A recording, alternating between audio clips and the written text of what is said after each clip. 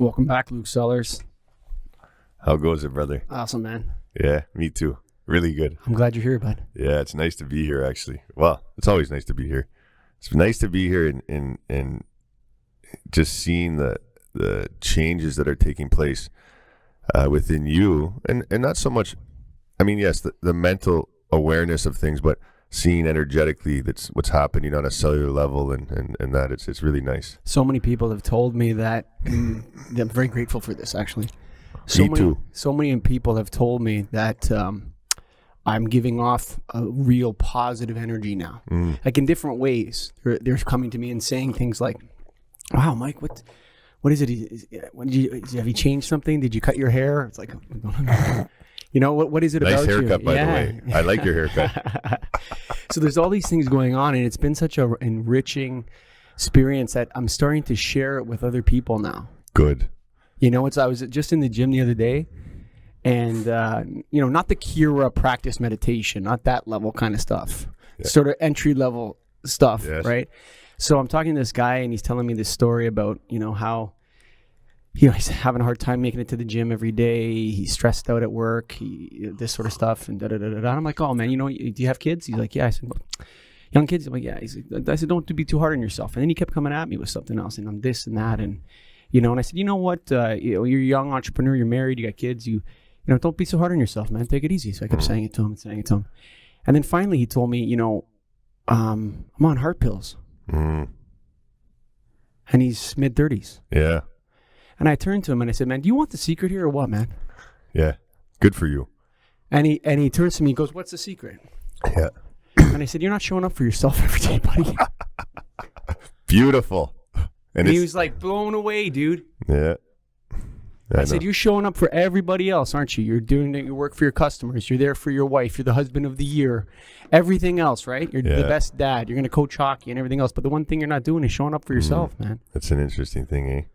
And so few people ever really look at it that way. So what a beautiful gift for him for you to point that out. And also the beautiful aspect about that interaction is that you ask permission, right? Do you want to know what the secret is? That's interesting. Yeah. Yeah, because we forget that, and specifically within with our family, you know, your wife calls you and you can't talk right now. I'll call you later. What it should be, can I call you later? Right? Yes. As opposed to just thinking, oh well, you're going to be available when I need to get a hold of you. This permission thing is a big thing. So when you ask that in a conversation, you are on a subconscious and conscious level honoring that person before you, right? So people come to you, and this was a big adjustment I needed to make in my life. I think we've spoken about it a bit, but you get on this path of you know, self-realization. To become self-realized is essentially to realize that you are thyself, which is witnessing all that you think you are. So this path of self-realization, most people don't have the ability to stay on it or have the courage to allow their external reality to emanate that inner reality that they've now created, that inner light, which means that relationships start to go by the wayside. Family ones are an interesting one. You know, you get that phone call over and over again from a sister who just wants to bitch and moan about their life. And in that moment you ask, that's when would you like to know, however your way of speaking is, would you like to know the answer or what I think is the answer? And oftentimes if we use family members as an analogy, they don't want to hear an answer. No. Most people don't. Most people just want to continue to support their story, and they don't even know what they're doing, right? And I don't mean that in a way that's disrespectful. They just don't know. They know not what they do. Exactly. Yeah. You know, the way that Christ spoke. So asking permission, as you did, and then you said, oh, okay, and then you give him a tool. Next time you see that man in the gym, hey, how's it going? Yeah, you recommend a book or something, right? As so long as he's open to receiving these things. Well, he came up to me a couple days later, because he goes to the gym at the same time as me.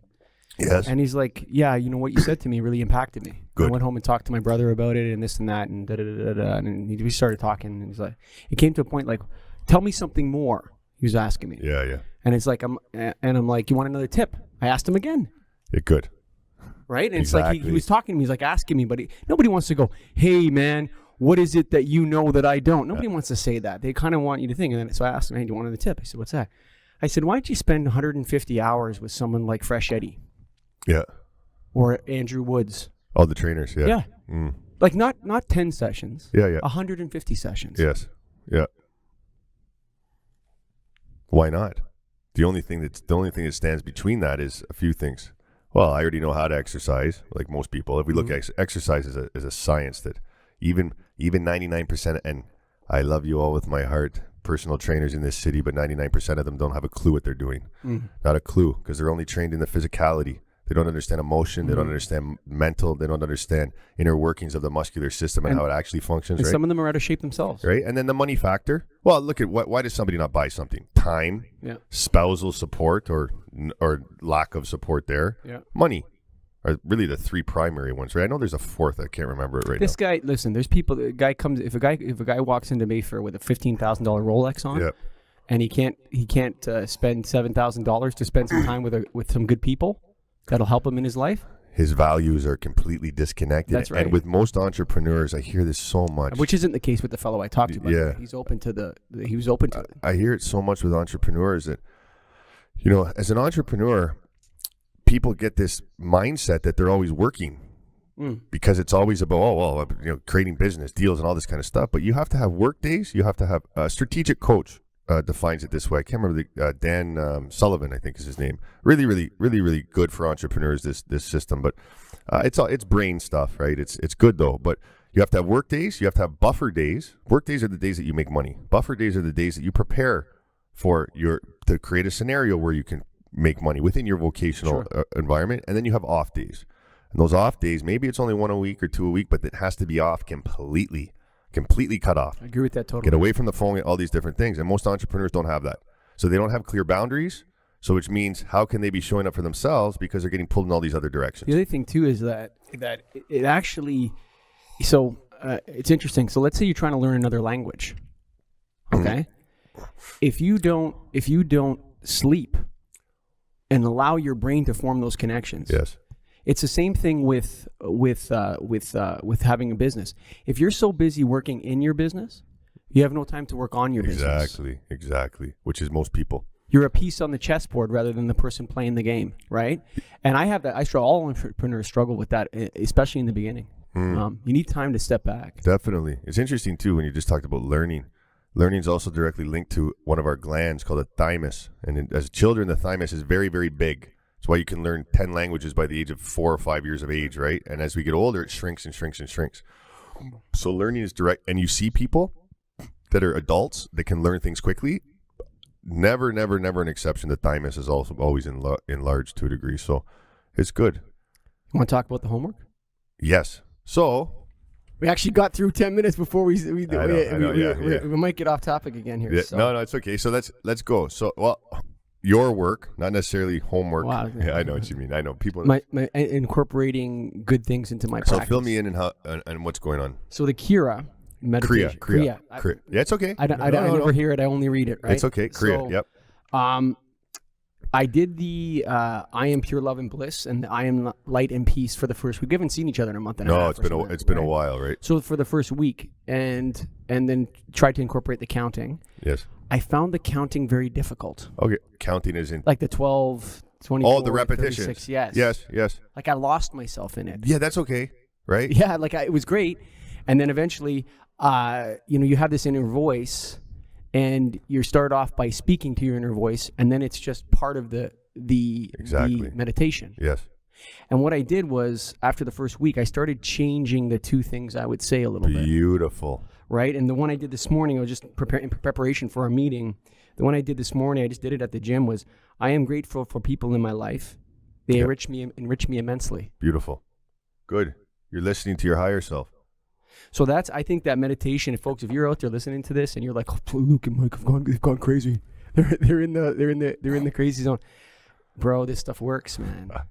It works. If you're ready for it, it works. I had somebody, I just taught a 4-day workshop on the weekend. By the way, in February, it would be good for me to initiate you into Kriya Yoga, the full first initiation, because what we've done is just an aspect of spinal breathing, which anything that I'm suggesting with regards to workshops and things like this for Matt also, if he wants to attend, we also have some heart workshops coming up, but it'd be good to initiate you. But I was just teaching this workshop over 4 days, and one of the nicest compliments I received from this little old Indian woman, or young Indian woman, and she came and she's worked with some legitimate masters on this planet in programs with said guru and these different things. And she came and she said, you're so happy. She said, I can see that you're in such a space of understanding. People can feel it, dude. Exactly, right? So whether it's Kriya yoga or hanging upside down from a tree, we as Westerners have an idea about what should or shouldn't work, which is good to use discernment. But the truth is in the way in which we're functioning, right? It's you want to see a spiritual person, show me a happy person, and vice versa. A lot of people that see themselves as spiritual people, so to say, right? Which is, we're all spirits. So like all these phrases we use here on this planet are so they're so endearing but so ridiculous. So we are spirit, right? And so many people are just trying to be some projection of what they think they want the world to see in them, or what they think is going to make them happy, which is no different than when you're sleeping and functioning through the ego. Yes. So you can develop a spiritual ego, which nobody can help you if that happens.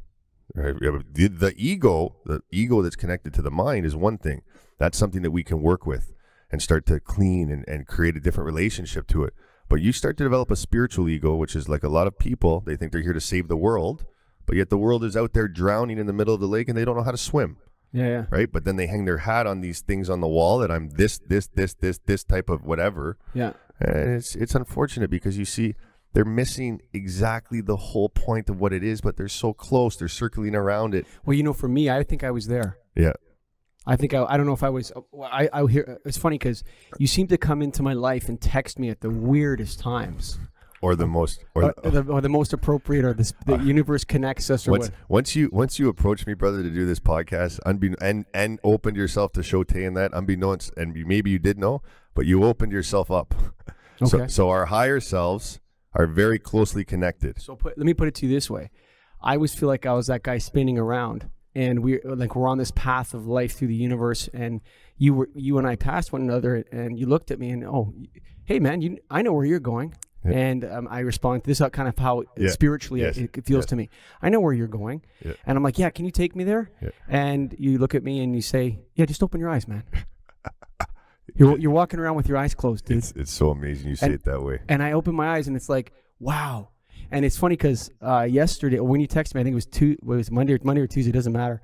But it's like, you're like, the center is nice, isn't it? And I'm like, gotta stay there. And you're like, no, be there. And I'm like, that's right. It's like you're always there, dude. It's nowhere for you to go, man. You just open your eyes. And all it is a looking. That's all we're doing here. That's all we've done from the get-go. Let's come together and let's look. Let's just look. Let's explore. Dude, it's crazy because you open your eyes in this place. Guys, words, if you're listening to this, words are so difficult to describe it. It's like the greatest feeling you can have as a human being in your ego. And through that you're observing, the best one to have in your ego and observe is gratitude. Yes, of course. It feels so good. It's so beautiful, right? And like with anything, it's something that we have to make a commitment to connect to be grateful for things. But it's, I'll use this analogy. Unconditional love is something that's spoken about a lot on this planet right now. And unconditional love is also polarized, though. Because you need to know conditional love to know unconditional love. Of course. So why are we identifying unconditional love as the pinnacle? It's not. I look at unconditional love as like you're climbing the mountain. You've become aware that living through your ego and treating people like shit and economic growth and competition, we need money. It's like oxygen if you don't have it, but living your life only in that way. And you wake up, you have a wakeful moment, usually through suffering, and you decide to start climbing the mountain and living in a different way, which is that unconditional love. You reach the peak. That's where the absoluteness is. That's where the divinity of love. You become the expression of love. You become the expression of gratitude. It's no longer a thought in your brain. I need to be grateful for this. You become the expression of what that looks like. What do you think that attracts into your life? I can speak from my own experiences, because up until 10 years ago, I could walk out the front door and get in a full-blown fist fight, get stabbed, shot, whatever it is. Now I walk out my front door. I mean, again, my relationship to life is, I wonder how beautiful today will be, right? And I have these interactions with people that are like, a woman standing at a bus stop. I go for a walk or whatever. It's just, we're children, man. We're just here to explore this beautiful reality. Totally. And play. If you put $1 million in a room, right, and a child in the corner playing with toys, and you bring another child in, that child's not going to the money. It goes to the kid. It's like this archaeologist or anthropologist, one or the other, in Kenya did this experiment. It's called Ubuntu. This phrase in Kenya means how can I be happy if all others are sad, or something like that. So they put a bunch of fruit off under a tree, and they have a group of kids, a little ways away, and they say to the kids, whoever can get to the tree first gets everything for themselves. The kids, this is in Kenya, the kids look at one another and they lock arms and walk to the fruit together. What do you think happens? You do that in North America. I mean, it wouldn't be fruit, it'd be candy. Those kids would be racing there like no tomorrow. Yeah, for sure. It's interesting, right? Grab at it like crazy. Oh, well, no, because whoever gets there first gets all of it. But that's like a spiritual cohesion. Exactly, which is lacking in our part of the world. That's exactly what's because lacking. we're lacking wisdom. We are lacking wisdom. We are lacking. We have so much knowledge. So much knowledge, so much intellect. And all you have to do is go on social media. 21 days to the new you. 6-pack abs. God, I'll make you $1 million. God bless the people that are doing this, but none of them have actually even created what they're saying they can create through their program. It's a concept and an idea based upon a variety of different things. There might be some authenticity to it in that, right? But it's crazy, man. It's snake oil. What happens is people put what they're doing in that situation is actually quite sad because they're making people feel bad about themselves, so they'll give them money. Exactly. And nobody can see. It's so beautiful that you see it that way, bro, because so many people don't, man. It's mind numbing.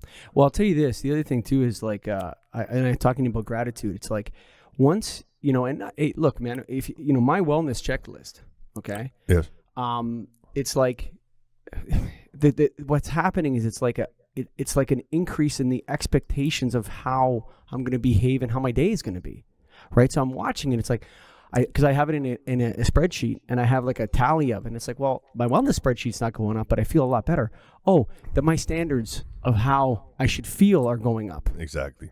It's this process is so effortless for me in my position when I work with people like you. This is why I don't work one-on-one with people so much anymore, because people like yourself are few and far between in the context of being ready for the power of what's coming through the exploration of where we're now looking. That's just it. When you start to look into the self as opposed to look into the ego and the mind in that, there is a strength to that. There is a peacefulness that can be very, very, very, very, very scary to a lot of people, right? So most people aren't ready. People think they're ready.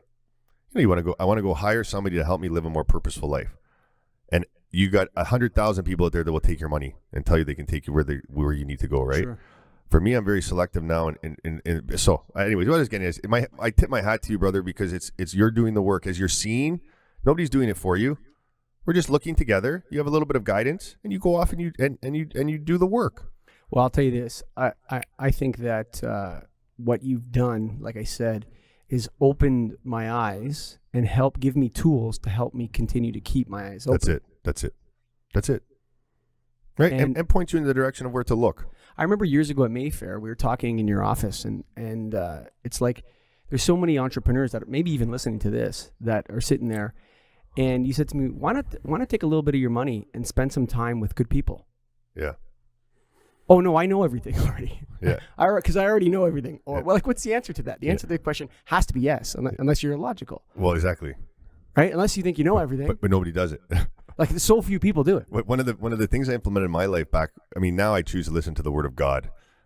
Which is essentially, in the state that I'm in my life has become a meditation and that. So, but back then I would, if I thought you were someone of interest and I could learn something from you, let me take you to dinner, right? I'll pay you whatever it is that you need. Yeah, sure. For whatever that is. I just want to ask you 3 or 4 questions. And typically I'd only ask 2. What are the 3 success factors that you would attribute in your life? The 3 fundamental, right? And what are the 3 biggest roadblocks that you're experiencing? I mean, if it was someone that was really forthcoming, we get into the different areas of life and that, right? But just from those things, because why try to figure it out on your own when there's people that have already figured it out? There's always someone that's going to be better. There's always someone that's going to have more money, all these different things. So if you look at, it's a really good exercise actually to do. You look at the 7 areas of life: physical, mental, spiritual, family, social, work, and money. And in each of those 7 areas, look throughout the world and identify the top 3 in each category. And then go out there and learn everything you can about that person. So if you think Gandhi is one of the most beautiful in whatever it is, go out there, read his biography, learn as much as you can. What happened, what's interesting is it transcends the mind. You start to see that you and that person are exactly the same. There's no difference, right? Yeah. And I live in a way where why can't today be the day that the next Christ on this planet is born? Yeah. And it can be born inside of you. Right? Why do? Well, it was interesting. I just read a book called the Laws of Human Nature by Robert Greene. Interesting book. That's a good one. Okay. And one of the points he makes in that book is that not only should you do this, but if you're hearing this and you understand what I mean, yes, you have an obligation to contribute to your culture and your times. Well said. You have an obligation, and in that obligation is, I would say right now, there was times when people just needed more food. That was the obligation. We need to make more food. But now we need to build spiritual cohesion. That's what the world is calling. Maybe it always has, but in North America, I think we need to build a sense of social cohesion. Well, it's interesting when we look at things, right? Again, like you had said about social media, which is such a profound insight. We make people feel like garbage so that we can sell them something. Yeah. Right? That's exactly what it is. The village in Africa that doesn't have food. Listen, I get that your heart is enchanted when you see videos on, whatever it is that they put up there looking for donations. I'm not saying you don't donate money to people, right? You give people food if they need it. But what happens, so you provide food to that village for the next 20 years, and all of a sudden that source of what's being provided to them goes away. They don't know how to grow their own food. They don't know how to do anything. For sure. The whole village dies. Charity is sometimes like that type of charity is a form of pity. Yes, exactly, and it self-validates the ego. Yes, the ego. 3 things that should never be commercialized, ever: education, spirituality, and health. Education should never be monetized, or what did you say? Commercial or monetized. Yeah, monetized. Yeah, right. Yeah. You know why? Because it perverts. Instead of being an institution, it becomes a business. I just read an article. I mean, it's not speaking to the same thing, but the context is in the same alignment. I just saw a thing. I don't read the news and that. I get something sent to me. If I go on Facebook, something might pop up, which I don't spend much time there either. But nonetheless, a gentleman down somewhere in the United States gets arrested for armed robbery. His sentence is that he has a privately run prison, right? In the U.S., it's privatized. Huge money. Yeah, for sure. He is responsible for growing the shareholders, whatever, to 1 point whatever percent. But he's got $80,000 to $100,000 annually is what he has to make for the prison and whatever that looks like. So what's happening, and we could see this from a mile away, the privatization of locking people up is huge money. Right? States, yeah. No different when we look at education, right? Feeding, it's not exactly the same, but it's interesting what's going on this planet, man. Oh, it is.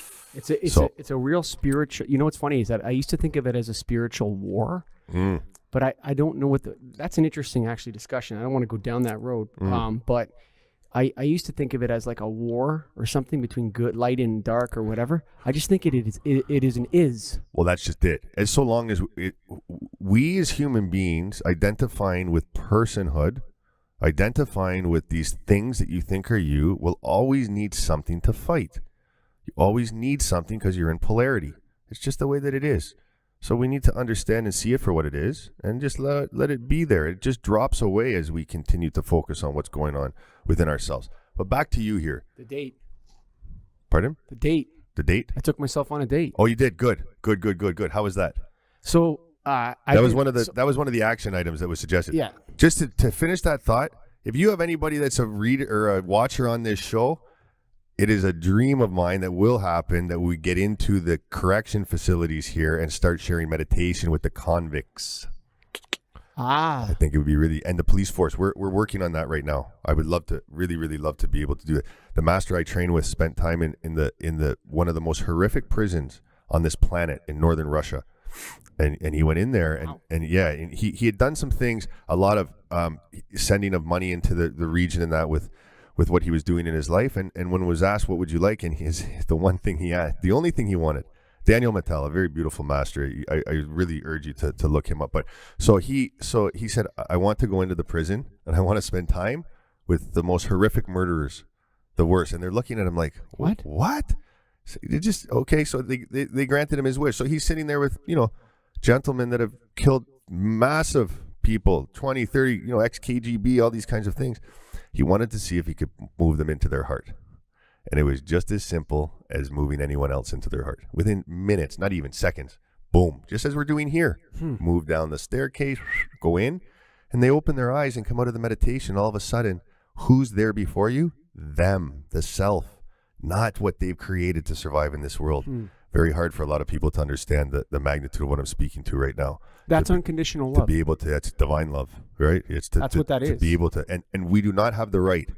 If you choose to walk the path of the righteous, you choose to walk in the light of God, you do not have the right to judge anyone in the way in which they have their experience or choose to have their experience. You can choose whether you want to be a part of it or not, but you either love all or you love none. Choose now. That's right out of the book you told me to read, the Conversations with God. Oh, okay. Yeah. That's in there too, where he talks about how, the way that when you talk about true compassion is accepting people for who they are in that second and not judging them. And it's like, it doesn't mean we don't need laws and justice, and that's not what we're talking about. What we're talking about is keeping people's human dignity, not allowing them to, like, interacting with them as another human, not as a monster or disgusting piece of shit or whatever that you're thinking. It's being human. I was coming back from, I spent a lot of time down south working in that, doing some stuff. I'm coming back and you have to check in 60 minutes before to get on the plane. And Air Canada, I've taken this plane down there 10 different times in the last year, there and back. Flight attendants are the same pretty much. You get to know, familiar faces. I'm 55 minutes before, right? And they won't check me in. So this is speaking about being human, right? And I look at the woman, I said, do you not see the irony of what's going on right now? I'm here 5 minutes late. The plane is out there. You haven't even deboarded it or cleaned it, but you guys won't let me go through and I have a ticket. Do you not see where we're missing the humanity, the human aspect of logic here, because we have these rules, right, which are necessary at the state of our consciousness right now to create culture and conformity and all this stuff. But I mean, I would argue that maybe the other way could be better, but who knows? So the date. Yeah. So you took yourself on a date. Where'd you go? There's a restaurant. So I've lost 20 pounds, by the way. Okay. Yeah. You look good, bro. Real good. Like, yeah, dude, it's like, and it falls off. Yeah. When you start to create a vibration inside of you that's a very high frequency, all that stuff. No, I have a beautiful relationship with food now. Yeah, that too. Yeah. Like, my relationship to food is very, very good. Good. And my relationship to alcohol and this kind of stuff is good. So there's a restaurant that I, just because it's, it's not the diet that we set out when we started, right? Perfect. This is the whole idea. Reward yourself. But they have this jerk chicken shawarma, and it's so good, dude. Yeah. So I said, he said, I said, what would I like to do? And I said, all right, I'm just going to go to the Chris Jerk at Huntingwood and Birchmount, and I'm going to have... Oh, man, I know. I know exactly what you're talking about, dude. Oh, man. For anybody that likes jerk chicken, okay, go ahead, sorry. Yeah. You just made me... I don't eat meat, man, and you just got me thinking about eating chicken. Anyways. Oh. Man, it's so good. And so I had a big jerk chicken shawarma dinner, and it was so good. Man, and you know what the thing is? Food is like, when you do that, and it's like, wow. It's not like you're stuffing it in your face because, you just need some sort of kick or boost or, I deserve it. It's not emotional. Boom. Yeah, dude. Just enjoying it. It's conscious. I felt so blessed that the guy that makes it was there, dude. Know, and I'm like, dude, I told him, this is so good, dude. So that's probably people start to look at you a little weird, right? I know. They have this. Get weird, dude. They have this mint green tea at this aroma place here in Toronto, and I'll go there and I'm literally like a 5-year-old waiting for this tea to come, and it's with tea, it's so hot, right? Yeah. You want to just drink it right away, and I sit there drinking this, and the people, they look at me like they just think just like. It's like one flew over the cuckoo's nest with when Jack Nicholson is the golfer.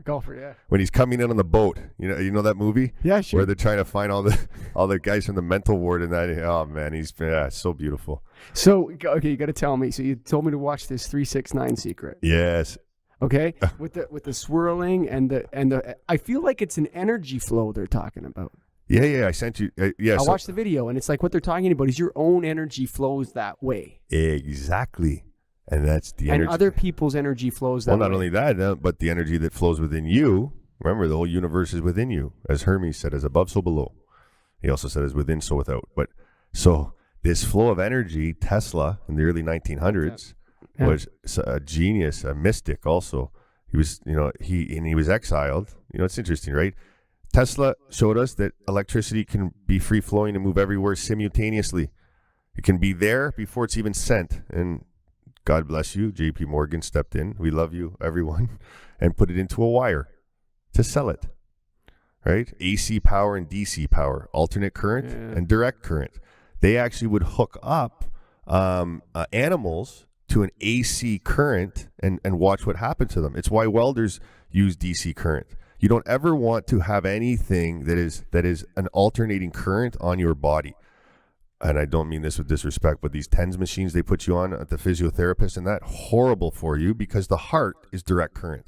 It's why a welder uses direct current. If he gets fried, it fries him, but it doesn't stop the heart.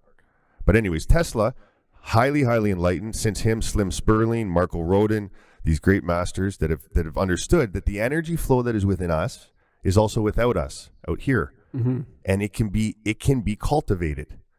It's free energy. It's there. All this technology's there, man. It's right there in front of us. But us as a humanity have to reach a tipping point where more people are coming from a place of love than ownership and trying to make money off everything. And at that point, these technologies will just flow out into our reality and into our societies. And that where water can be, any kind of water can be cleaned instantly, right? Dr. Emoto, if you follow him in the consciousness of water, really beautiful. I'll send you a video for him. Food created out of nothing. There's devices, man, that are so far beyond what we have any idea of that exist here. Cars that can run on water. The technology's there now. We look at solar and wind and that, and Tesla, God bless Tesla, the cars. Yeah. Beautiful electric cars, but there's far beyond technology beyond that. That's just not being accessed by us. I agree. You know what? I couldn't agree with you more on the idea of, so like, for example, I could pick up my phone, take my phone out of my pocket and call someone in India across the world right now.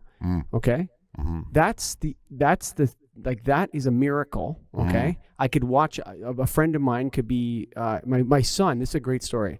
So I hope he doesn't listen to this because he got in trouble for it, but I thought it was hilarious. So we're in the Dominican Republic last week and my son and my two daughters, my son's 13 and 11 and 8. Yeah. Okay. They're roaming around the resort by themselves.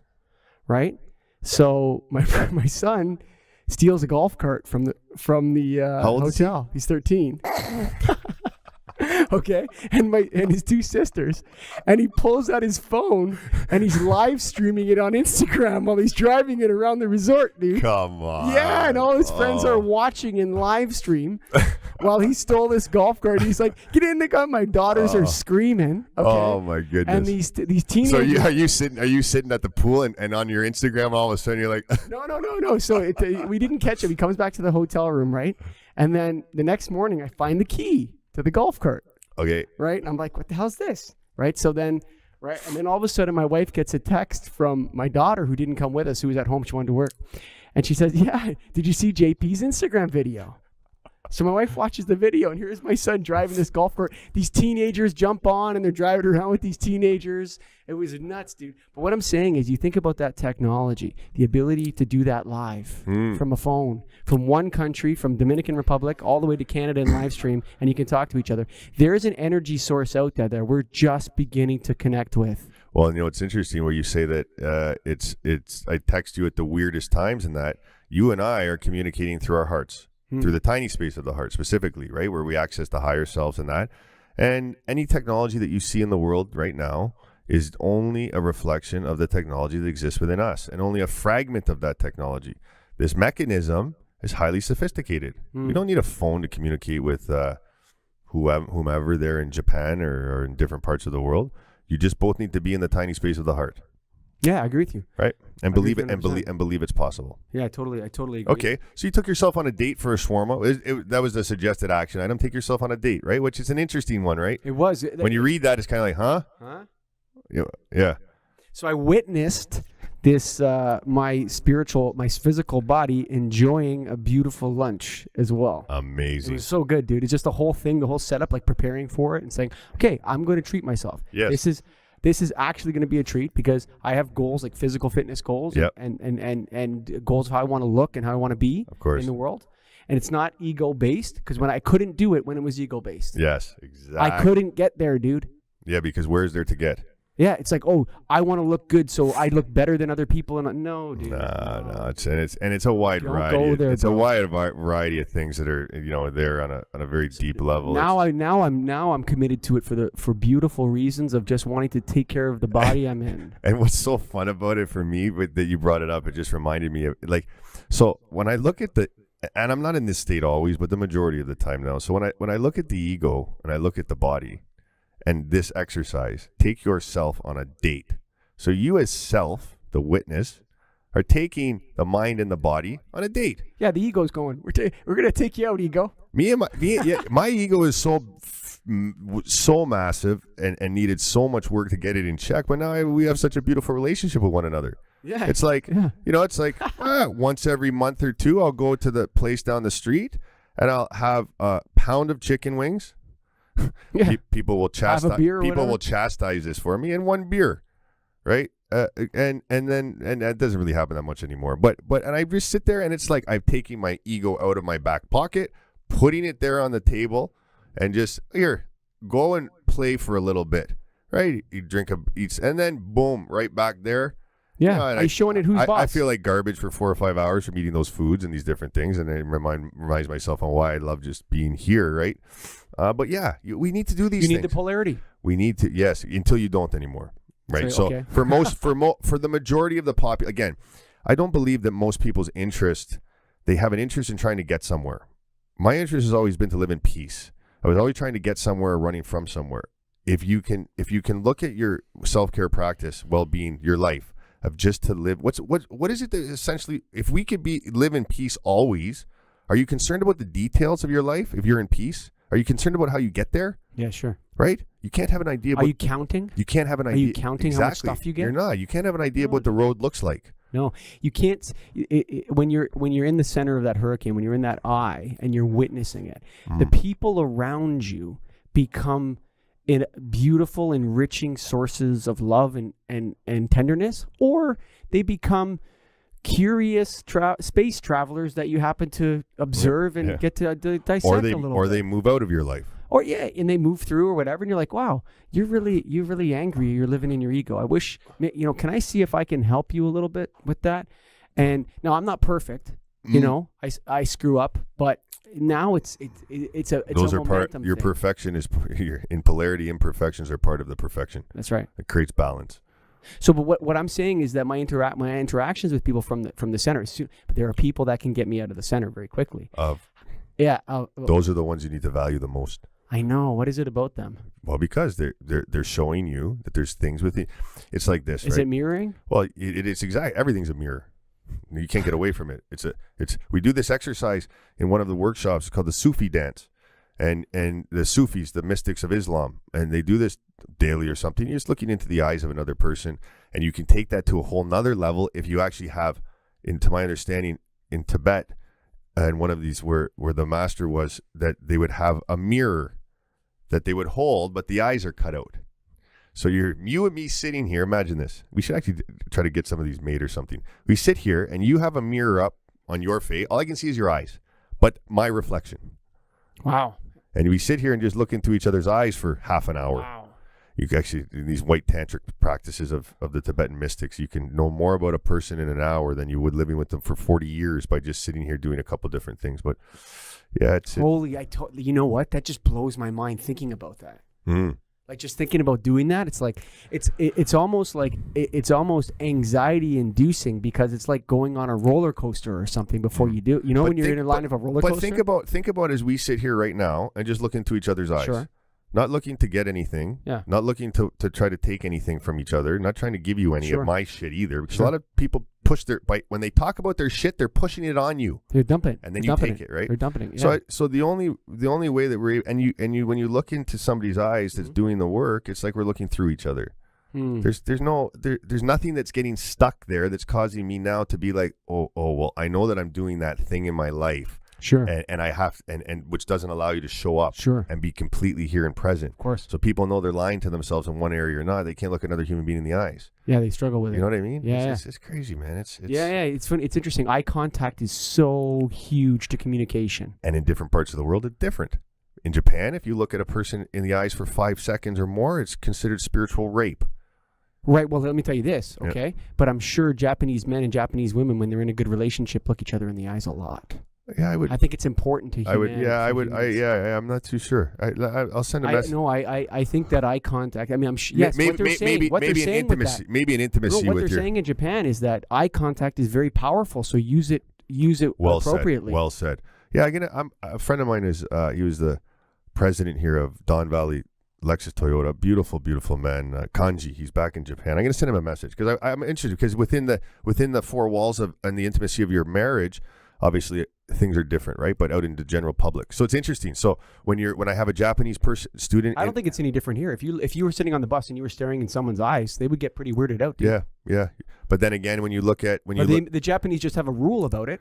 But in Canada, it's the same thing. I couldn't sit on the bus if you're sitting on the bus and there's a lady there and I'm looking at her eyes. It is aggressive, dude. But you can get away with it if you're a child, or elderly. Yes. Yes.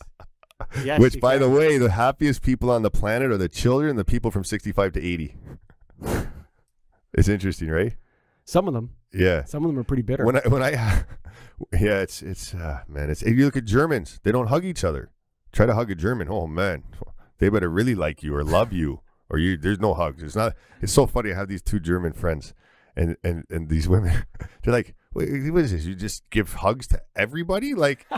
Like it's so insincere from the way they see it. Yeah, sure. From the way we would see it is that they're not compassionate. Sometimes it is insincere. Yes, it is. Sometimes it's the kiss of Judas, buddy. Yes. A lot of times it's insincere. A lot of times, and not only that, we need to use discernment in who we let touch us. Exactly. And put energy because man, that can make you sick and jam you up. Yeah, for right? sure. So your well-being percentage, where's that at? So here's the thing. It's at 60%. Good, because you put new things on it. Yeah. Well, the one thing I do is the grateful. So it's not like I've been at 60% the whole way. It's not reflecting where I'm at. No, as the things, just to clarify, the well-being checklist is a way for you to hold yourself accountable. So when you get into the exercises of whatever they are that you've identified, meditation, reading, listening to sacred music, prayer. I was going to talk to you about editing this a little bit. Yeah, prayer. So you have, ideally, in the way that this tool by this really, really powerful gentleman, Hans Phillips, he's out in California. He was my mentor in the realm of ontology, the study of our relationship to all things in our life. And that's where the well-being checklist was introduced to me, was by him. And so 10 things is the way it was suggested to me. Now, yes, and now in these you probably have more. 10. So if you have 10, then when you're entrenched in the exercise, that is you and your beingness. That's you connected into yourself, and then the tracking of it is connecting into the mental body, the masculine, right, which helps to bridge the hemispheres of the brain in that. But so then you have a percentage. I wanted to drop a couple of these indicators off. Yeah, so things, as you develop the well-being checklist, the whole idea is that things that are on there that you've identified that will assist you, let's say meditations is an example, and you weren't doing that daily, and now that's been happening daily. I suggest if it's been on there for 90 days or 65 to 90 days, then you can, and you've done it every day. Yeah. Move it off the list. Well, I missed a little bit when I was on vacation. That's okay. But I mean, so it's in my daily routine. It's become normality. Yes. So now you move it off of the list and you put something new in its place that you would like to have as a normal practice or part of your normal operating procedure here on this planet in the way that you're living your life and experiencing yourself. So the earth thing I'm going to keep on.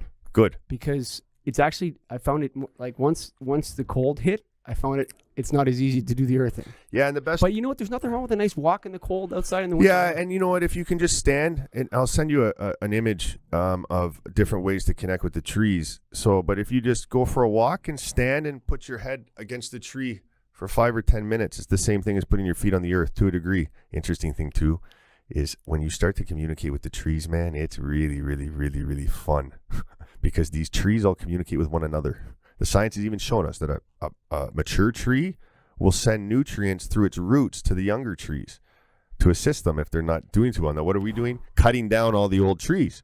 Sure. So there's no elders to teach the children, right? And all of the trees are interconnected. I have this beautiful tree by me, man. Oh, it's so beautiful. It's massive in size, right at Don Valley Parkway in Lawrence. You go into where the Don is, and I'll sit there with my arms around it for like 15, 20 minutes in the cold, and people are walking. You can whisper, there's that crazy guy that hugs the trees. I've had experiences where I've become the tree, and I'm seeing the surroundings as though it was 200 or 300 years ago. It's wild, man. Because time is not real. It's an illusion. There is no. I don't know if it's an illusion, but it's it's a created illusion because the collective consciousness of the planet buy into it, and this shows you how powerful. Hang on one second. Hang on one second. I want to go back to this time thing here for a second because time is the perceptive index of how we as humans explore the universe. Yes. Right? Now, but here's my point. So we're traveling on a wet rock around a nuclear fission reactor, a giant, enormous nuclear fission reactor at 10,600 kilometers an hour, okay? We're flying around that. We're being pulled. Right? No, but we're going around it in a circle, right?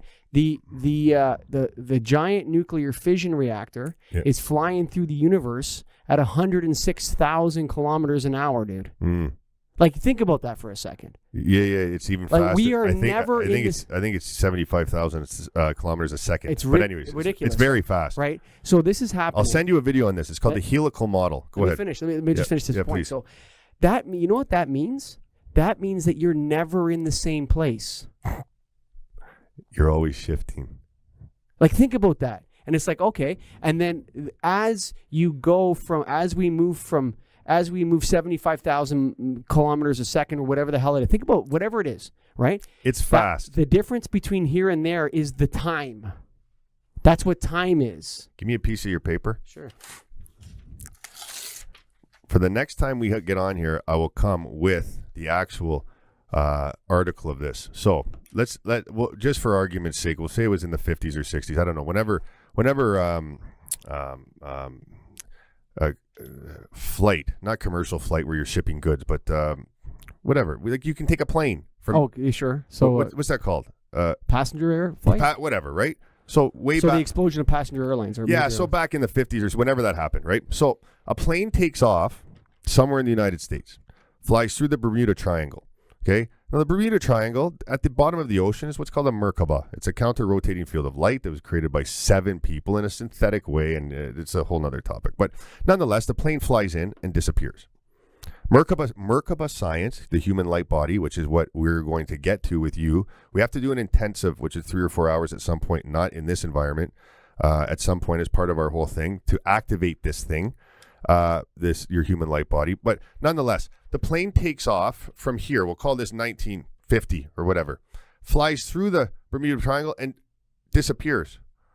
50, 60 years later, there's a plane that comes onto the radar in the United States. I'll find this somewhere online because it's written about. And they don't know where it is. It's not on their radar. And the plane lands. And when they go out there and they look into the plane, right, the people sitting in the plane, skeletons in suits, but the cigarettes were still lit. Try to wrap your brain around that for a minute. If you're here and you want to go to the other side of the universe, which is 13.6 billion years away, or light years, whatever, it would take you 27 point whatever to send a message there and back. Now, if you could fold this, which is exactly the way that the reality functions, it's crazy. You're there instantaneously. And that plane taking off and landing it's as if it was only a few minutes that it was gone. The further you move away from the planet, time speeds up. If you were to leave, I don't know the exact calculation, but if you were to leave this planet and go out into the cosmos and way, way, way out and come back, this is where science becomes mystical. Yes, and this is where we do not have the capacity to fully understand that which is going on above us or in the higher levels from this level. You can't know what 4th grade looks like completely from 3rd grade. You know a little bit. You rub shoulders with 4th graders at recess and all these different things. It would be the equivalent of me, if you had like tiles on your ceiling here, me being able to tell you what's on top of the tile. Yeah. I could have a general idea that there's probably some cable up there, some wiring, some dirt, all these different You wouldn't things. be surprised with what you saw. Exactly, right? So our understand, and the only way, the only way in my understanding for you to experience the reality as it really is to stop, as the great master Sri Yukteswar says, we have to at some point stop processing life through the eyes, so looking out here, and go within into the atoms. And what you experience there was what you're experiencing. It can't be touched. It can't be explained. It can't even be seen. This is the interesting thing. It cannot be. To know thyself and to walk in the light of God, whatever you want to call it, the light of Allah, spirit, it doesn't matter, right? You can't know it. You can only experience it. Yeah, it's like the Tao Te Ching. The way. You can't know what it is. You can have an idea. As soon as you start to speak about it, you're off it. Exactly. Because speaking creates separation. Speaking creates me trying to tell you what I see. Polarity. Exactly. Right? But we do the best that we can. We do. And we're in this meat locker. So as we move forward now, again, this is all about working this mechanism properly. So we're going to, what time are we at here? We 11:15. So you're good for? Another half hour. Perfect. Good. Because I want to do a meditation with you, which is specifically for you, but not yet. But first I want to explain to you the action item that I want. It's one that I want you to incorporate into your life. And actually we'll do it now. So when I say to you, remember a traumatic experience in your life, what's the first one that comes to mind? You don't need to tell me, but you can if you want. It doesn't matter, right? But you have one that comes instantly. Yeah. Right there. I just got really excited and shouted into the microphone. Yeah. Like, boom. I could see. No, because you got it right away. I get so excited for you. So write down the year that it happened, roughly. Now, primary traumatic experiences typically happen before the age of 10 or so. Now, they could have happened at another time. Okay. Now, no, it's 20. Okay, 1997. Perfect. And then just write a one or two words that describe what that was. So, right? Whatever that is. Good. Now, underneath that, either in sentence or point form, just write down like 3 or 4 points in relationship to that experience. So what you remember. So something that will ignite your memory of that thing, which typically we don't need anything because it's one of our traumas. So what were you wearing? What was the weather like? All these different things. You want me to write down that or what? Anything that comes to mind in a natural way. And by a natural way, I mean it just comes. You're not forcing yourself to try to look for it or find it. Because all we need is one trauma to start this process. And what we're going to tap into now, again, without a habitual daily practice, none of these tools will become your normality and access and way of accessing, your divine truth in that, because we still don't have the habit. So just even getting up to do the exercise I'm going to suggest to you, if you don't already have a daily habit of where you're spending time with yourself, trying to now incorporate some sort of technique, right? And the habit at the same time, it's too difficult. It's difficult, right? That's why in the early stages, you just know the difference between being in your brain and in your heart. Well, it was kind of like the one with the Kriya where I had trouble with the counting. Mm-hmm. Exactly. To speak to that, when you're meditating and you're working in repetitions in this way, just let it be what it is, and speak to, if you have a guide, you speak to Jesus, whatever. Just help hold me aware of when I need to transition. So for me, when I sit in heavy Kriya sittings, like 72, well, you'll see when we do the first initiation, 72 cycles of each of them, and it takes you like 3 hours, you can't remember where you are, right? You can feel where you are. The main thing is that you're feeling the energy moving. So just to speak to that. So that's okay. So the Tibetan system of heart imagery, 3 forms of imagery on the planet. Vedic imagery, which is connected to the great master Anastasia in northern Siberia, and involves trees. There's books written called The Ringing Cedars by Vladimir Megra. Very good. Second is Kabbalistic imagery, which is from the mind. And then you have heart imagery, which is Tibetan in nature and was brought to the West by Daniel Mattel. But within this whole system, there's 3 very, very, very specific tools that are very important. We're going to start with one of them. So if you're here where you are now and you have accumulated garbage, right? It'd take me 5 minutes or so to explain this to you. You have accumulated garbage, and we'll speak to it in a way like mud stuck to your energetic, right? Okay. So you have this Leonardo sphere around you. The masters tell us that all of life happens within it, We've all seen that picture, the Da Vinci picture, okay? Now, samskaras, I think they're called, or samskaras, which is a that's in Sanskrit, somewhat stable equilibrium of energy that is inside of your sphere. You come onto the planet at 100% pure energy, roughly speaking, depending on if you had a turbulent time in the womb, it might be a little bit less. And you have primary instinctual behaviors. Eating, consciously doing these things, eating, sleeping, reproduction, the reception and expression of basic love, movement, conscious movement, these things. So you come onto the planet at 100% pure energy. By the time that we're 30, 40, 50, 60 years of age, you might be at 40% of that. And why are you at 40%? Because you've had these experiences that have taken place, primary traumas, we call them, and this is what all of your experiences are connected back to. So that guy that you keep dating in your life, or that woman that is the same person, just in a different garment or different meat suit or whatever you want to call it, but it's the same thing. It's connected back to something. I use the analogy. Little Sally's sitting in 4th or 5th grade math class, and she gets her test score back, and she failed. And Johnny beside her sees and calls her stupid out loud, and the whole class laughs at her, and she runs out of the room. Sally now grows up to be subservient or subordinate herself to men, possibly. Or she goes the other way, grows up to isolate herself from groups or men, or maybe neither, who knows, right? But nonetheless, that's her primary trauma. The experiences in our life are all connected back to primary traumatic experiences, which are nothing more than images. It's like the whole thing goes, life is but a dream. You are the dreamer and you are the dream. And life is a dream. This is a dream. This is no different than when you're sleeping. It's the same thing. I have a whole theory about memory. Yes. There's 8 deep one. There's 8 aspects to the silo of memory. You have atomic memory. You have elemental memory. Kinesic memory or something? Like physical body, like playing hockey kind of physical memory? Hold on. Let me just... Yeah, you have atomic, elemental. You have conscious and unconscious. You have articulate and inarticulate. That would bring us to about 6. There's 2 more. You have... There's something to do with your physical body. That sort of... Can we pause for a sec? Sure. I'm going to grab some water. Matt, just keep it rolling, bud. To finish that thought there, until you get into your ideas about memory, which I am so eager to hear, right? I don't. I had a bit of a brain lapse.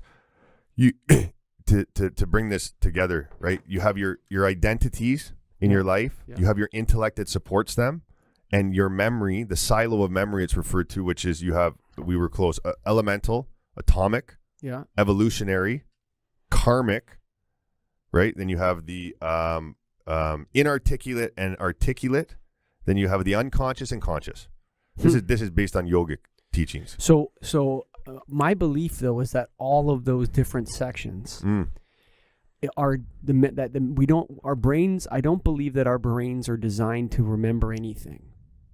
I believe that our brains are that memory is one of the tools that help us predict the future. Mm-hmm. So like if I say to you, Luke, where were you July 14th? Can you remember? Can't remember, right? You're asking me, Luke, or asking a general person? No, you. If I asked you where you... July 14th. Yeah, I was in Costa Rica. Okay. Do you remember... Remember, everything's happening simultaneously. Okay, hang on. Let me finish my point. So you do happen to remember. If you ask most people, they'll be like, no, I have no idea. No, they won't know, yeah. No idea, right? So and then I say to you, where are you going to be May 13th, 2019? Again, you're asking me, Luke, or generally speaking? No, you. May 13th, where am I going to be? In Toronto. Okay, can you picture it? Yes. Can you see it in your mind? Yes. Does it look like a memory? I see it in my heart. Right, but does it look the same as a memory would look? Like if I told you... Yes, of course, because all is an image. It looks the same. Exactly the same. Right? So if I say to you, well, look forward or look back, it looks the same. Exactly. Like the way you look at it, it's like, oh yeah, there I am. I'm in my apartment or whatever. And you can see, it's a Sunday, so I might be going to church, or it's after work and it's spring, so there might be you can see the future the same way you can see the past.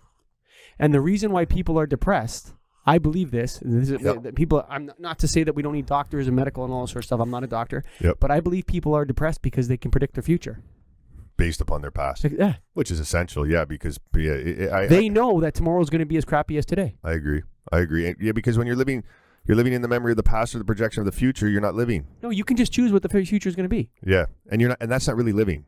You could say, I'm going to open my eyes and be the witness and roll through this. But without the mind, You are suffering. You're in fact, you're not suffering through the past and the future. You're suffering through the memory of the past and the projection of the future. Because if you remove the mind completely, which is not you, you're what's left. You. And it's timeless. The self is timeless. It can't be touched, can't be seen. That's why I tell people, remember the future. Yeah. Interesting. It's interesting. So where are we going with this? I got my okay, good. Traumatic experience. So again, the idea here is and I've worked this process in my own life vigilantly. So again, coming back to where we were, you've accumulated all of this gunk that's stuck to your energetic body. Mm-hmm. Okay, within your sphere, whatever we want to call them, doesn't matter. But you have this stuff there.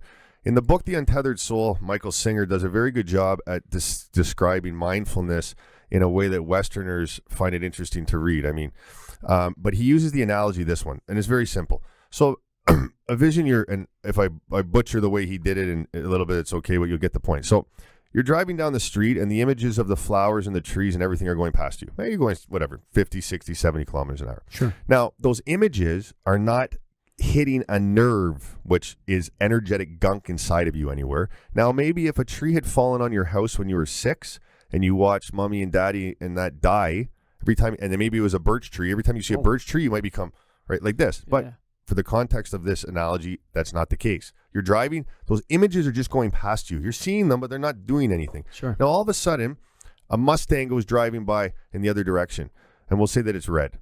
And in that moment, you remember that your new girlfriend of 3 months, and maybe you're in high school or whatever, university, that she got a new red Mustang. And in the front seat is a woman and a man holding hands, but they went by so quickly you couldn't make out who they were. And the mind now starts to question, I'm not good enough. Oh, is she cheating on me? All these different things. Whatever it is, the wide array of things that start to take place within the mind.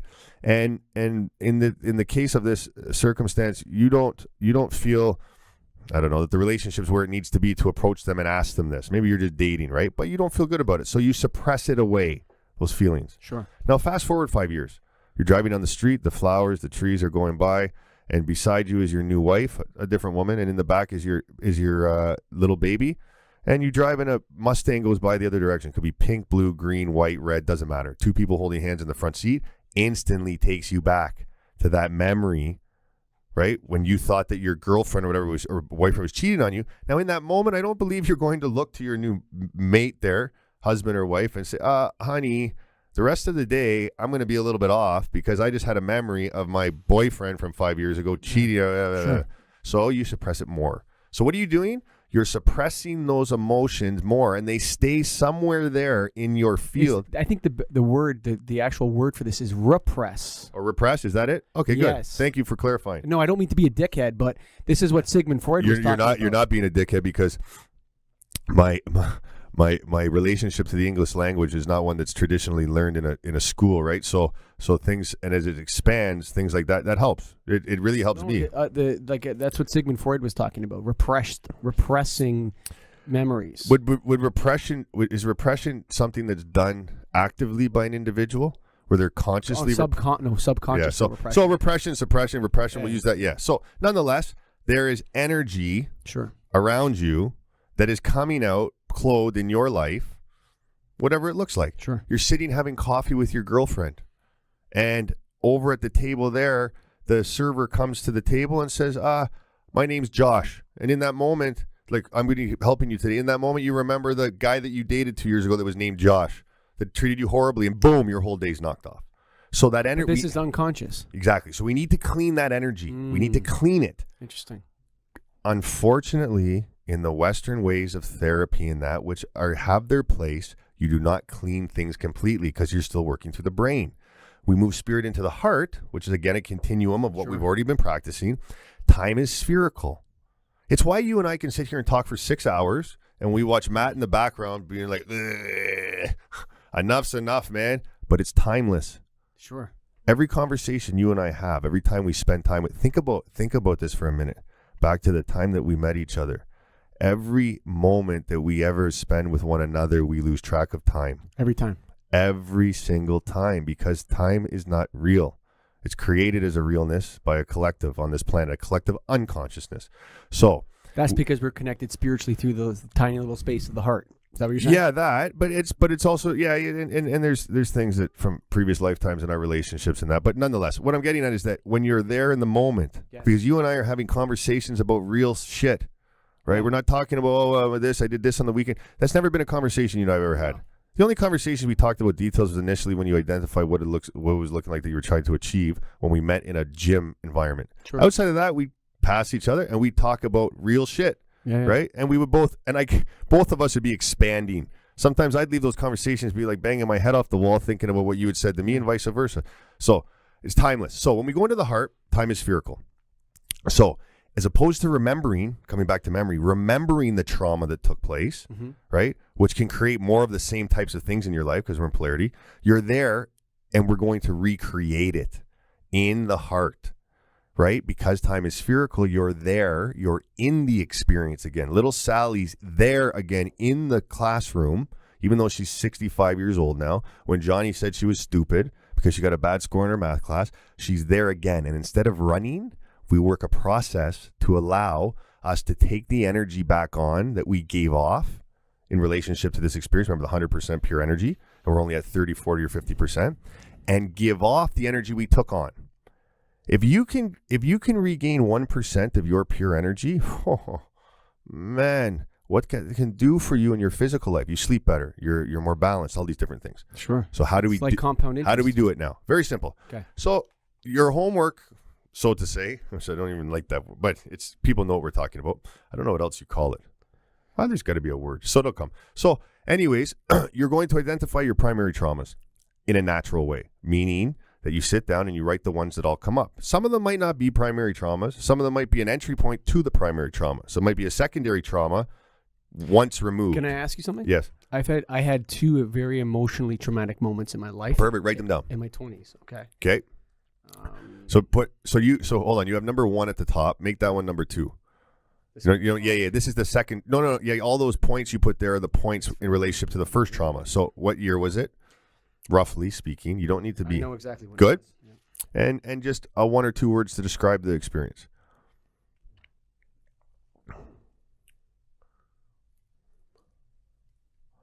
And for those of you at home listening, do this exercise if you've been following along with everything that we're going to, as this will be put out with the heart meditations and all that wonderful stuff. So here's what it is. So this will be the last time, relatively speaking, that you have to think about this thing intellectually, other than to glance at that sheet, because now we're going to go into meditation and clean it. Okay. So going back to the Tibetan system, right, the mystic system, this works so beautifully because all is just an image. So what we're going to do, we're not going to do it practically here together today because we're going to do a different meditation, which is a gift for you, which it's interesting. Came from the chief, which you've known well in your life as a Catholic.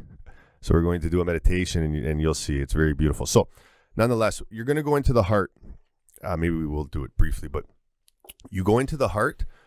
You're going to bring your hands up to shoulder width apart at what I call heart height.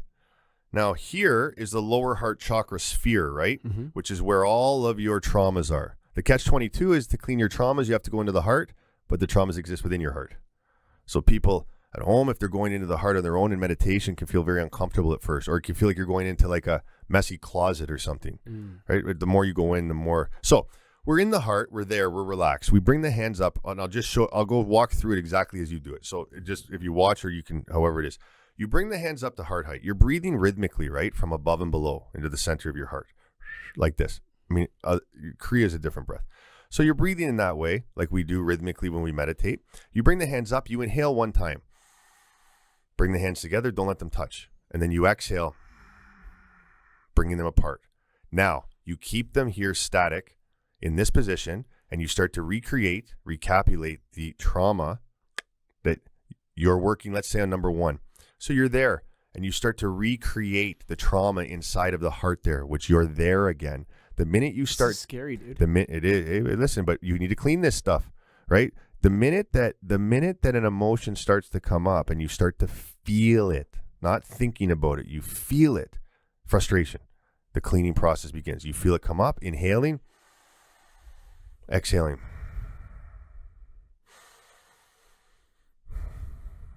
I'm breathing heavier, right? So what you're doing upon the inhalation You're working in cadence with your breath. You're inhaling, bringing the hands together, exhaling, bringing them apart. Now, what's happening is this. These palm chakras are very, very sensitive. As you inhale, you're taking the energy back through your lower heart chakra sphere. And as you exhale, you're giving off the gunk that's connected to that thing. I did this with a gentleman.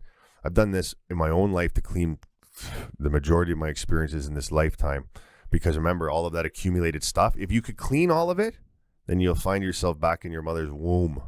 You actually are there. I see images I can see at will of coming out of my mother's womb and being born into the world and seeing my father there and all those things. I can see the images as if it's happening right now, because all is happening right now. Now, the interesting thing about this, as we work, I feel terror right now. Yes, of course, but don't worry, it'll go. So because like folks listening to this, like maybe if you haven't started a meditation practice, you don't want to start. No, don't start here. Ah. No. Yeah. And I'll ask you this question: who's terrified? The self is not terrified. Your higher self is doing backflips up there right now. Oh my God! Finally, because you've been doing really good work. Yeah. Here's the thing, though: in any practice of self-care and well-being, spiritual, whatever you call it, eventually you have to go into the darkness. We don't take you to the darkness initially because you know, Alex Duders took me there in Reiki, buddy. Yes. She's good, really good. I've had I had a Reiki session yesterday, but it was very, that's a whole talk. It is inevitable that you have to go into the darkness. It's I had such a brutal experience in Reiki, dude. It's okay. I was devastated, dude. It's okay. It's necessary. And when I was disturbed for the first time I saw myself in first person in the heart in a lifetime of mine, where I was raping and pillaging men and women and these things, I was really messed up. But you will not see what you're not ready to see. Well, I'll tell you this. I had these visions. I told you about them on the last show, actually. Yes. Yeah, the cave and the and the digging the holes. Yes. My foot bleeding and all that. Oh. So, exactly right. So what we want to do is, like anything, don't intellectually try to figure out how I'm going to get to the end result here. It's like the alcoholic that focuses on the alcohol. Yeah. The alcohol is not the issue. It doesn't matter if it's not that at all. Totally. It's whatever you think is blurred or clear in your life out there. It is not that. Yeah. The problem is that you see yourself as that, when in fact you are that which is observing that. Yeah. So, but for most of us mere humans here, we need a process to work. I mean, listen, if you can just let everything drop away and be here in the isness, it's like the mind. We take the mind, right, and just put it over there, right? Just like that. What's now left? You, right? We won't go through the whole self-inquiry process, but you're left. Yes. Now, all these different tools that we're working are different ways from different lineages and different practices on the planet: Indian mysticism, Tibetan, the Sufis, all these different things, techniques for us to be in that space where everything's out there. Right? So we clean things. So cleaning is the most important part of your practice once you get into a habitual practice. Cleaning. And the interesting thing is, once you clean this lifetime, you go to the one before it. And clean that one and the one before that and that and that and that. And then you've had over 800 of them. You know what's weird? So when we started laying this out, you talked to me about this sort of stuff here. The biggest emotion I had was terror. And the witness just said goodbye to terror and thank you for coming. Exactly. Let's do it, man. And the big thing is thank you. Thank you. Yes. Thank you. So, okay, so maybe we do the meditation. We'll do this. You want to do it now? Yeah. We'll do this practically. We'll do it briefly. We won't be a very long one, right? Okay. So, I'm wondering, can we kill the lights in here? I think we probably could.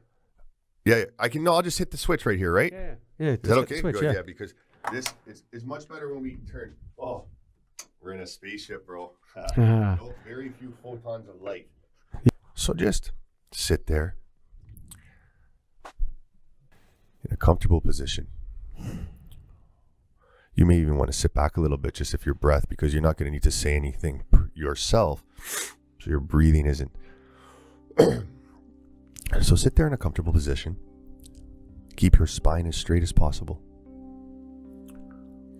Pharaoh's posture for meditation is both feet on the ground. You're sitting in a chair. Have your pelvis tilted forward. Keep the spine straight and your hands face down on your knees. And relax your eyebrows, your shoulders, and your hips. the 3 points in which you carry all of your emotional stress. And it may help to say with your inner voice, I am completely relaxed. I am completely relaxed. Now, in your own meditation practice, however long you may need to connect with Mother Earth, Father, Son, these things, to get yourself prepared to go into the heart.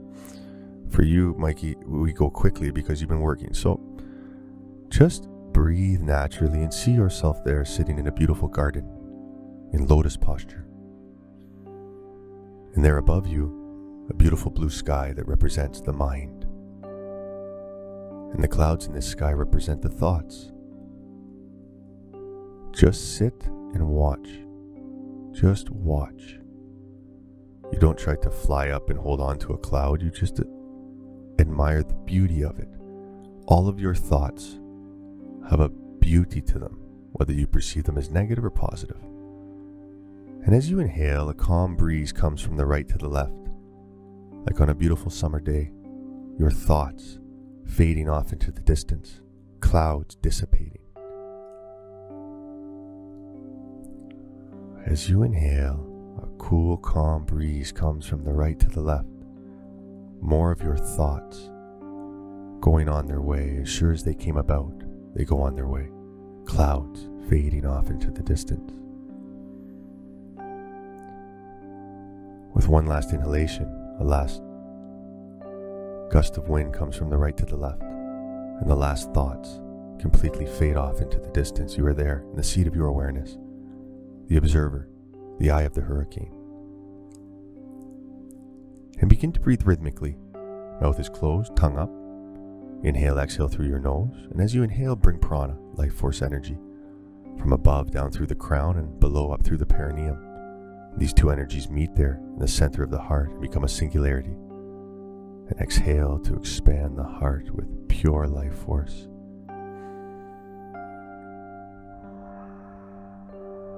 As you inhale, bring prana from above and below to the center of your heart, and exhale prana from the center of your heart. Breathe in this way throughout the exercise. See your body there as represented as a big beautiful house, reaching way up to the heavens. You are massive in size. The totality of the universe is within you, as Hermes so eloquently stated, as above so below. And you are there in the middle of the brain, on the top floor, a speck of sparkling light. Just feel the brain. Feel it. It's wherein lies all of your happiness, all of your sadness, all of your chaos, all of your safety, all of the things that you identify with. Feel the room of the brain. Now let's go home. Don't think, leave the brain. There at your feet is a golden spiral staircase moving down to the center of you. Step by step we go, descending down the level of the eyes, the nose, the mouth, through the throat, the upper chest, down to the middle of the chest there. Step out to the left and open the door to your heart. Go. Close the door behind you and lock it. And exhale one long breath. And for a few moments, just feel the difference in how the heart feels in comparison to the brain. Just feel it. That's it. Just look. Just look. Feel the heart in comparison to the brain. And invoke your higher self. They're not already there with you because you want to continually strengthen the channel of communication between you and the highest expression of you. And they will come. He, she, or they come instantly, and however they appear to you as humans, animals, doesn't matter. They may appear in different ways. Now, gently, bring your hands up to shoulder width apart at the height of your heart. And gently, breathing rhythmically from above and below, inhale one time, bringing the hands together. Don't let them touch. And exhale, bringing them back to their starting position. Now, keep them there and start to recreate the experience that you had identified on the paper, or if something new came up when you went in, Go with that thing because it's your higher self assisting. Recreate the experience there. And as you feel an emotion come up, begin. As you inhale, bring the hands together. And as you exhale, bringing them apart. So your inhalation, the hands come together. Your exhalation, they come apart. And you just sit with this patiently. Keep going. Working in synergy, your hands and your breath.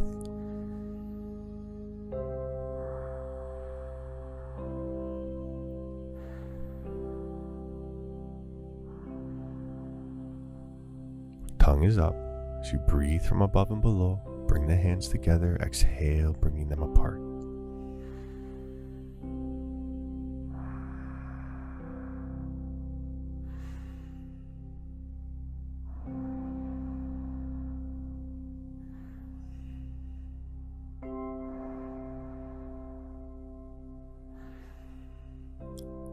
Now, when you're doing this on your own, you continue to do and work the process until you feel that this sitting is finished for you. For the sake of where we are now, I'll kindly ask you to take your hands, place them on your knees with your palms facing the ceiling. And now, with your inner voice, invoke the person or people that were involved in this trauma. So say that person's name, please come before me now. And there they appear in any form. And look into their eyes. Look beyond the ego, the survival mechanism, the aspect of them they have created to survive in this world.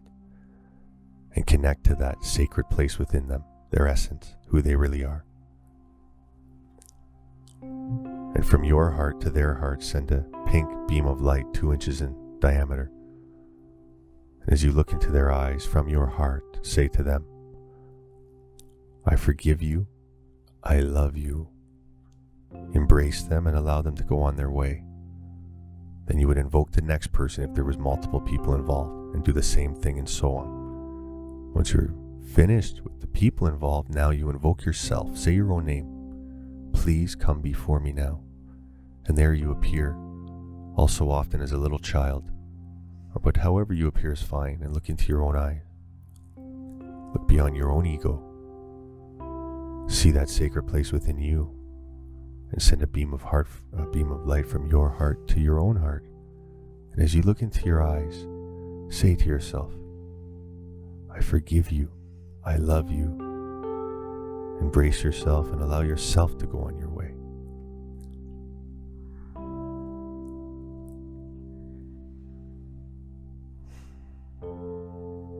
Meditating inside of your Leonardo sphere in the tiny space of the heart. See yourself walking on a beautiful mountain trail, like way up in the mountains, like on a pilgrimage of some sort. And there, up ahead of you, is a church, a Christian church. Move towards it. Walk up the stairs and walk into the chapel area there, however they say to it, and way up there, keep moving. It's like a magnet pulling you. There's the physical representation of Christ on a cross. Kneel down in front of it, and with your inner voice, invoke the vibration and energy of Christ. Please come before me now. And this energy wants some time with you. I'll give you a minute. There may be messages. Just breathe and be here with this vibration of the Creator's Son of this universe.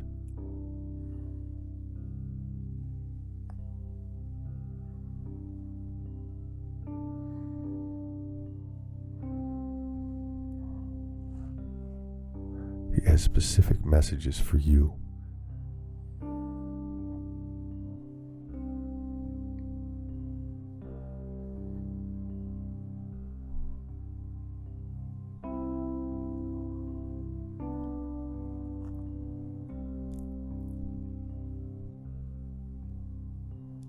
It's as though that physical body on that cross comes to life and is sitting there before you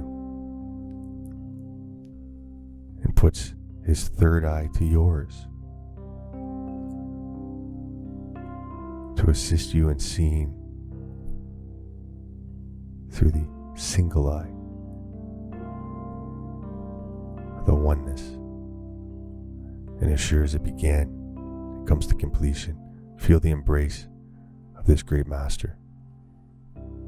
And you move back out of the church there, down the stairs, back out into nature. There's a beautiful creek there. Kneel down beside it and look into it. What do you see?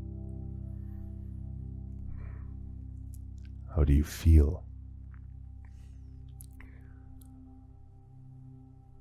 And gently exhale one long breath.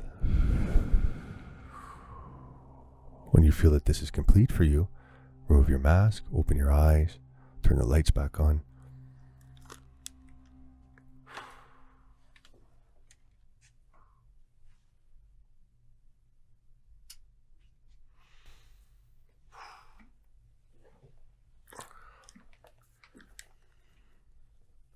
So, a couple quick words. First and foremost, there's a specific message that came with it, and I know you received what you needed to receive, but a specific one that needs to be articulated from me to you. The essence of who you're being in here, this is coming directly from him or her, however you want to call. I know people out there would call this speaking to Christ, blasphemy, whatever you want to call it. Nonetheless, this message is for you, Mike. Your foundation of Catholicism and your newfound awareness of self, the energy of what Christ is so elated and enchanted to see what you are doing and who you're being on this planet, because you're bridging the two. And there's something here for you to follow this path with relationship to assisting others that are entrenched in Catholicism, and that I don't know what it looks like. You just be open to it. But you are embodying that which is Christ consciousness through the awareness and practice of self. Does that make sense? I didn't want to leave that spot. I know. Me neither. I didn't want to go to the creek, dude. I'm serious. Yeah. I'm very emotional right now. I know you are. I wanted to stay there. Because Christ, especially when you've been raised Catholic, and then to actually, you can feel the energy of Christ in this room right now. Can you not? That was the greatest Tingling. moment of prayer of my life, dude. Yeah, it's like you're tingling all over yourself, right? Yeah, dude.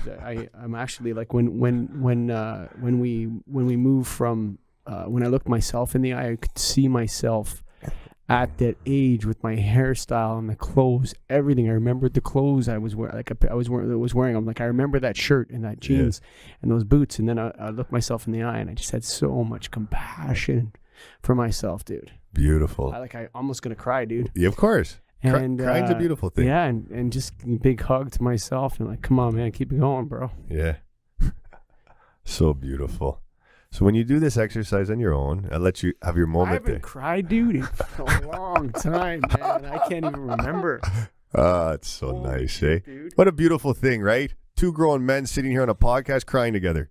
It's unbelievable, man. And it's I didn't want to leave that place, dude. Yeah, you don't need to. But no, what happened that place was is within you. But you know what happened was when you're telling me to go to the creek, Christ said to me, you can't stay here. You have to go out there. Yeah. You have to go out there into the world, which is exactly the message he told me to tell you. I just articulated it in words, right? He told me I have to love all of his people. Nah. So beautiful. Right? Is that crazy, eh? Which is one of the hardest things to do. One of the hardest things to do on this planet is to love all beings divinely. So much talk about it now by people that know it, but they don't experience it. So just to recap, just to finalize the cleaning aspect. So when you go into the heart, you just sit and you breathe until you feel that sitting. I'm not done there. No. It could take you 30, 40 sittings, 150, 300 sittings on one big trauma, or it could take you one. It all depends. I'll tell you, I couldn't hug the person. Yeah, that's fine. Exactly. I saw them, but I couldn't hug them. And you know what's interesting? I couldn't forgive them, actually. Not yet, but you will. And I know, and people have said to me at times, well, how do you know? I said, well, listen, I used to hang out when I was in my younger years in not the greatest places, after hours clubs, all this. I was drugged and raped by two men, roofied with a date rape drug right back in my late teens. And it really messed a lot of things up. If my mother's watching this, it's probably the first she's ever heard of it, which is okay. So the minute that I cleaned, and I know one of them. Is the interesting thing. I never confronted them when I've seen them since the whole thing happened, right? I'm straight in this physical body, right? So it was having to go through your 20s in a way where you had gone through the obvious things that what could happen to one if this would happen, and it's a really, anyways. So I know cleaning very, very well. When I came to the point of forgiveness and love for these two individuals, it was like I could see in that state, and as you're aware, you just were there in the light of Christ, and you were there. It's not like you were thinking about it or imagining it, because you can see the result emotionally. But what happened was I could see that I had done horrible things to these two people in previous lifetimes. And if this didn't happen in this life, it would not have brought to completion the timeline that had been created in previous lifetimes with them and that. So in that moment, I couldn't feel nothing but an absolute compassion and gratitude for me to be able to be moving forward. Because if it hadn't happened, it would have been a stuck energy, and I would have continued to be in this, what we call ocean of samsara, coming back up and back down, reincarnation and that, right? So you continue to do this until you feel that the sitting is over. Just like if you think about something that happened 20 years ago and you become emotional and start crying, and then the tears subside because it just kind of goes over here. So now when you come back in your daily practice, or once a week or whatever, and you do this cleaning meditation, you start again at that same trauma that we just started with. The thing about this is when you go into the heart, though, if you have an idea to clean number one on your list and boom, another image comes up, focus on that image that came up, because when you go into the heart, you're connected to the higher self and you're being assisted. And as you have questions, just message me, because we're getting in now. Again, remember the darkness. And this is the first part. We're going into now cleaning it, right? And as you do this, you'll see, man, it's interesting. Typically when you clean a trauma, that person that was involved in it all of a sudden pops up in your physical reality. You get a text message. It was a woman recently. She had been abused by her husband and all that. Came to a workshop, cleaned it. Monday morning, she wakes up. There's a message. I just want to tell you how sorry I am, and the way that I treated you and all these different things. It's like, and I tell them on the Sunday, don't be surprised when these people, and you get the message, oh my God, how did you know? It's not about me knowing. It's just that this is the way things are, right? So beautiful. You're going to I'll tell you this, man. Like, I saw myself at that age. Yeah. I just fucking love that dude so much, man. Yes. He's a good dude, man. Yeah. Just like the dude now. Yeah, I know, but fuck, dude. It's okay. Just sit and breathe. Don't worry. You don't need to explain. You don't need to explain. I want to, because I want to tell people that. Oh, okay, do that if you want. Do this, man. It's tough. I'm telling you, man. Like, life, it can be a struggle, but the beauty of it, eh? The bliss is there. That's where the gratefulness comes in, dude. I'm grateful for the struggle. Yeah, I know, man. It's and then you dissolve the struggle. So you have to be willing to let go of that which you think you are to gain the totality of what you are. It's an interesting thing. You have to let go of that which you think you are to gain the totality of that which you are. It's like an oxymoron. Totally. It's like in the light of God. It can't be seen or touched. It can only be experienced. It's like, okay. And you don't know what that even means. It's a concept that your head's like, oh, this guy doesn't know what he is. I went to see that. And then you experience it. It's like, oh, now we're talking. This is what it is. Yeah. This is what it is. It's totally. This timelessness. How long we been here? Matt's not back there giving me the yet, so he never does that. It's an hour and a half, but the gentleman behind the cameras here is so sweet and helpful and beautiful. So I really love him. So anyway, so it's you see. So we just work something. We have our practice that we work daily, which is the awareness, and there in the light of God, and then we're committed to the process of being in that light always. And you can every waking moment you become what's called self-realized, which is the journey that I'm on. I'm not there, right? The journey that you're on, essentially, whether you know it or not, but you know it. The journey that all are on, whether you're doing it consciously or unconsciously in this life, eventually you will become self-realized. The realization of self. You will become that which you truly are, and you are on a journey home. It's up to you as to how quickly you walk from here to the door. You can go in a straight line, or you can go in circles for the next 40, 50,000 million years. Eventually you get to that door, and eventually you will. For most people, it's right before they die. Well, when they have the awareness, 30 seconds before the DMT is released through the pineal gland, and boom, they see, oh my God, in that moment. Can you imagine how many times you've gone through that to see that all those things that you cared about so much and put so much emphasis on your life, it wasn't those at all? So I think that's what I think that if you're out there and you're listening, you should find someone like Luke or Ty or Luke himself, or I don't know. Get on your path, man. Open your eyes. Come to a workshop. Those types of things. Yeah. Anybody in your community that has any questions, you can always. I get quite a few emails and things these days, but you send a message out and I'll always get back to you. But workshops are good. We have so many of them in the School of the Heart. Heart imagery, journeys into the heart, Kriya yoga initiations, and we have things going on monthly in the city of Toronto here. Okay. So, which will be the next step for you. Well, not next step, but part of the whole process is to come out to a 2-day intensive workshop where we're just like meditation marathons, man. You leave those things and it's like you don't even know which way's up, which way's down. You're so drunk on prana you can't even drive your car. You know what I've had? That's interesting that you say that, because I've had some. So I meditate at Mayfair now. I have a little spot in the room where beautiful, and I can hear the kind of background gym stuff going on around me, but it kind of helps me with the good. Actually, that the vibe of it helps me. If people walking in very distant voices and stuff, and I've finished meditating and I had to sit down for half an hour. I couldn't really there was nowhere to go for me at that point. I just had to sit. And what you're tapping into is that absoluteness. Remember that journey up the mountain? You're at the apex, and that divine love is a wonky vibration. Okay. That you have to assimilate with, right? The idea of being drunk, it's not like you're incoherent. No. You're just kind of you begin to merge back with the cosmos. So your body starts to deteriorate in the meditation. Yes, sure. You don't feel it, and when you come out of it, it's like you have to. Oh my goodness. Okay, I'm back in this world. Okay, put your feet on the ground, go out, touch a tree, touch the grass. These types of things, right? So because you came here. Exactly right. You came here to know yourself physically as a human. I say this very, very sternly to people now because people are so caught up in the cosmos up there, right? Yes, you are a star child and whatever. I mean, but you came here to be human, to assist in the evolution of humanity. Yes. So be grounded to the earth and be grounded to the cosmos. Don't be one way or the other too much. You have to be nice and balanced there in the middle and work towards it. Sure. Practice. It's that simple. All the answers are within you. You just have to be able to self-regulate. Yeah, become aware of it. Thank you, Luke. I love you, brother. Love you too, man. Yep. This is Greg and I, my co-host from the Get a Grip on Lighting podcast, just talking about what I experienced during that meditation, because I ended up talking to him about 5 minutes after. And cried like a baby. I haven't cried in 20 years, bro, on camera. What were you crying about? Dude, I did this meditation where Luke took me from the light, and up here there's light, and down here is like a tiny space of the heart. I took for the first time I really went into the tiny. Push record, Matt, just in case.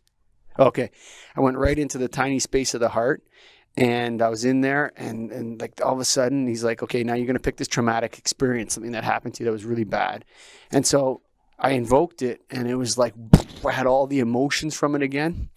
And then then he took me out to this other place. I left the tiny space of the heart, and then I had to meet the people involved in it and offer them forgiveness, but I couldn't do it. I wasn't ready to forgive them yet. And then he said, there's yourself. And I saw myself, man, 25 years old, bro. I'm getting emotional about it right now. I saw myself there, 25 years old. I looked at me and I was like, you're so beautiful, bro. I saw this beautiful young guy, dude. And the hair, fuck, dude. I was like, man, come here, brother. I gave him a fucking big hug, bro. It was awesome, dude. Wow. It was fucking awesome, man. And then we went down this other place, and I went into this beautiful basilica church that I went in when I was in the Dominican Republic. We went to this church, and it happened to be the basilica of the biggest basilica in the Dominican Republic, and the bishop was there. And I had the bishop blessed. The bishop blessed me and my family in this beautiful church, which is amazing. There was like a lineup of 1,000 people there coming to get blessed by the bishop. All these Dominican people like reaching and kind of pushing, not pushing each other, but just kind of jockeying up. And we waited and waited and waited. And then finally we got blessed right at the end. And he grabbed me, the bishop grabbed me by the shoulder, and he pulled me in. He grabbed my head. And I was like, what? And I tried to pull back, and he grabbed me again. He pulled me again. Patria, Filii, Spiritus Sancti. He looked me right in the eye. And then I was in that church, and there's the Christ on the cross, and Luke said the Christ is coming off the cross and coming down to see you now. And all of a sudden there was Jesus right in front of me, and he's sitting with me, and he's like, you're loved by me. I love you, right? What is he? And Luke's like, what is he telling you? I'm like, And I'm not saying anything, but I'm saying it in my mind. And then what happened next was he said to me, "You have to love all my people." And I said, "I don't know what you're talking about. I love everyone." He's like, "You have to love all my people." And I said, "Well, what does that mean?" He goes, "It doesn't mean that you don't know the difference between right and wrong and anything goes, but you have to love all my people." And I said, "I don't know if I can do that." And he's like, "You have to love them all." And then Luke's like, "It's time to leave now." And I'm like, "I don't want to leave. I want to stay here." This is what I'm saying to Luke, but I'm not saying it. I want to stay here. I want to stay here with Christ. I don't want to go back out there. And then Christ says to me, "No, you have to go now. It's time for you to go back." So I walk outside and Luke's like, "In front of you is a stream. What's in the stream?" And then there was all these beautiful like pebbles. It was like a babbling brook. You know, like when you're canoeing and you have to get out of your canoe and walk and kind of let it go over top because the rocks are, if you sit in it, you're going to scrape on the rocks. You know, but it's flowing quickly. And it was so clean and nice. And I picked it up and I took a big drink of this water. And I was like, "Oh, that's the water of life, man. That's the water of life. It's holy water." And I was drinking from it. And then, boom, I was brought back into reality. And I was just like, I couldn't speak. And he turned the lights on. And I was like, whoa, where the fuck am I? And Luke's like, "Oh, what? Do you have a message from Christ?" And it's, you have to help the Catholic Church. You have to help them. You have some contribution to make to them. And I was just sitting there because I was still like wanting to be with Christ. And it's just so crazy, bro. Yeah. And then earlier in the today? This is about half an hour ago. So then Luke leaves, and I'm like, I have to go somewhere. So then I'm like, I got to touch God's earth, man. I got to touch where's something from nature. And I couldn't find anything, and then I saw that tree, and I was like, there you are, you 300-year-old bastard.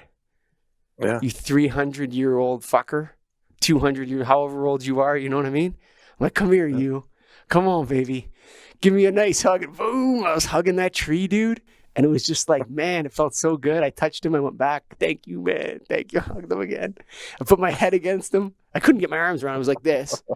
I put my head against him, man. It was so awesome.